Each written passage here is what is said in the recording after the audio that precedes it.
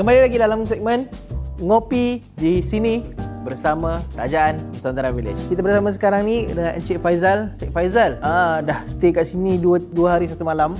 Jadi boleh tak Cik Faizal cerita sikit. Cik Faizal tahu tentang Nusantara Village ni daripada mana? Saya tahu pasal Nusantara Village ni daripada isteri saya lah. Dia tengok dekat TikTok. Jadi dia keluar kat FYP dia. Dia send, dia suruh ajak. Dia tak ada send-send, dia tunjuk sebelah je. Jom bang, kita pergi.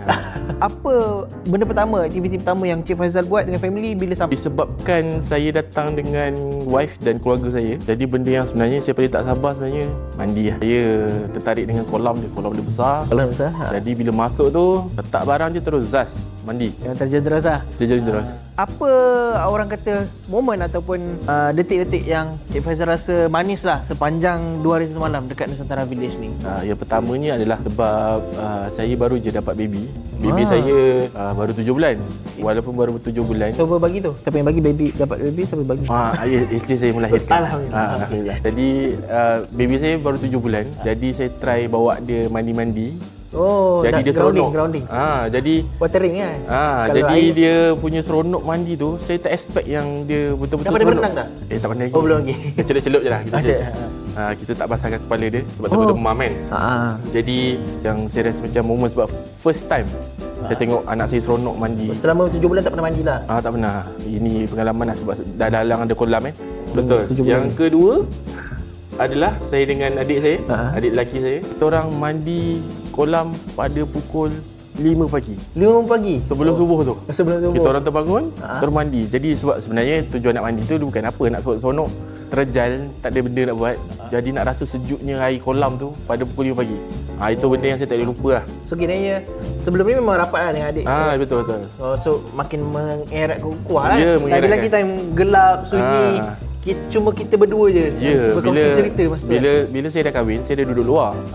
Jadi bila ada peluang kumpul dengan keluarga macam ni, orang cakap benda bukan-bukan kan. Yang lama kita tak buat, kita buat. So maksudnya Nusantara Village ni dia memang dapat mengeratkan hubungan. Ya, betul. Sama family. Ya, sedikit sebanyak mengeratkan hubungan. So dalam family day ni apa? Senang kata family day. Bercuti gathering lah kan family ni. Kalau lah dapat diulang masa gathering ni, dengan siapa lah? Dengan siapa yang Cik Faizal rasa nak bersama juga? Mungkin dia tak ada pada gathering kali ni. Saya rasa disebabkan arwah ayah saya dah tak ada. Jadi saya rasa yang paling merindui dan dirindui tu dialah. Jadi kalau boleh, kalau diberi peluang, memang nak ada dia sekali lah. Tambah-tambah lagi anak saya dilahirkan tanpa atuk.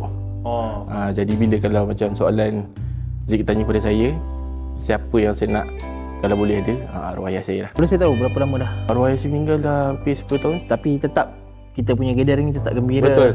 Walaupun dia tak ada, kita tetap mendoakan dia. Sesama ahli keluarga kita teruskan kehidupan kuah yang telah dia mulakan. Betul. Itu tugas kita sebagai anak lah.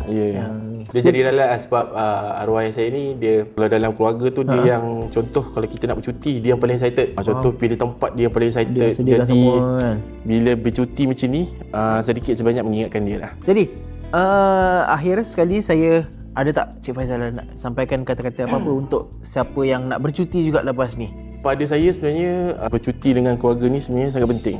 Satu, sebab kita nak merehatkan otak kita daripada suasana kerja, suasana sibuk. Orang cakap kita hari-hari bekerja, jadi kita kena luangkan masa untuk bercuti, untuk rehatkan otak lah. Yang kedua, digalakkanlah bercuti dengan keluarga, cari tempat-tempat yang tak perlu mewah, tak perlu mahal, tapi cukup untuk orang cakap duduk bersama, cipta kenangan bersama, create memori bersama. Jadi saya rasa penting bercuti bersama keluarga dan cuba walau sibuk mana pun, cuba create masa, cuba cipta satu masa yang kita boleh berkumpul sama-sama. Selesai sesi segmen kita bersama Cik Faizal pada hari ini. So dalam secawan kopi ni kadang mengukir 1000 makna ataupun 1000 cerita kan. Betul. Terima kasih. Itu saja segmen kita untuk ngopi di sini, Kerajaan Nusantara Village. Terima kasih. Assalamualaikum. Jumpa di segmen akan datang. Ciao.